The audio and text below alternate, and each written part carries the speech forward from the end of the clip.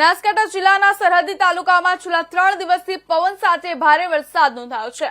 ખાસ કરીને સુઈગામ, ભાબર, વાવ અને થરાદ તાલુકામાં વરસાદને કારણે ગામડાઓમાં પાણી ભરાવા સાથે નાગરિકો મુશ્કેલીમાં મુકાયા હતા।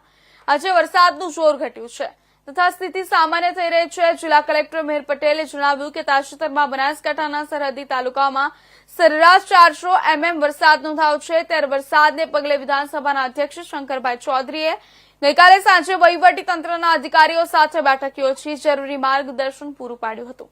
રાહત બચાવની સમગ્ર કામગીરીના સંકલન અને સુપરવિઝન માટે રાજ્ય સરકારે 5 જેટલા અધિક કલેક્ટર કક્ષાના અધિકારીઓની સરહદી તાલુકામાં નિમણૂક કરી છે।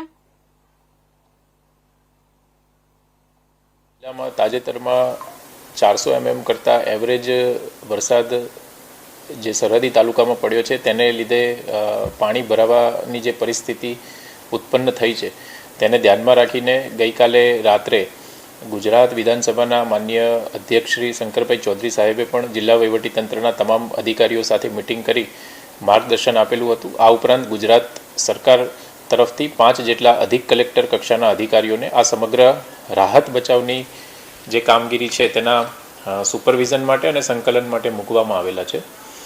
અત્યાર સુધીમાં કુલ 1678 લોકોને રેસ્ક્યુ તથા સ્થળાંતર સ્થાનિક તંત્ર અને 5 જેટલી NDRF અને SDRFની ટીમ દ્વારા કરવામાં આવેલા છે। જે ખાસ 4 તાલુકા છે ભાબર, સુઈગામ, થરાદ અને વાવ, એમાં UGVCL વિભાગની 86 કરતાં વધારે ટીમ કાર્યરત છે। કુલ 297 જેટલા ગામોમાં વીજ પુરવઠો પ્રભાવિત થયો હતો। એમાંથી હાલમાં 133 જેટલા ગામોમાં વીજ પુરવઠો કાર્યરત કરી દેવામાં આવ્યો છે।